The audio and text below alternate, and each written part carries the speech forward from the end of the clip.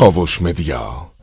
This thing is completely manufactured. Now, I just want to point out, since we mentioned Soleimani, a little bit about the Sunni-Shia balance in that part of the world. You all know that the Shia world is centered in Iran, and the other major Shia majority country, it's Iraq.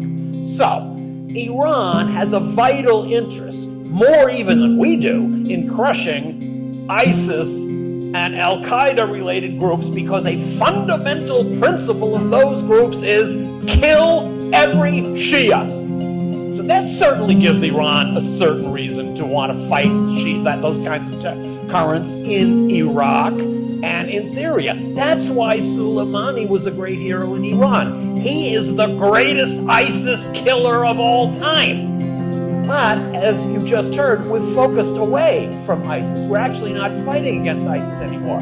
The way to crush terrorism in the Middle East is to build up strong states, strong central governments that control their territories and have armies.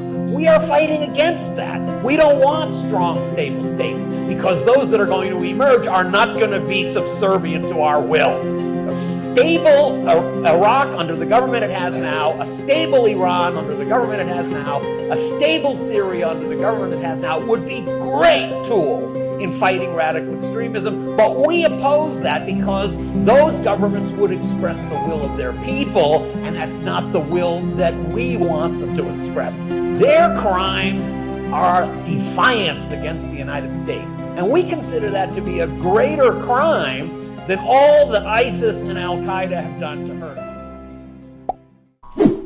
آنچه در مورد ما میگویند.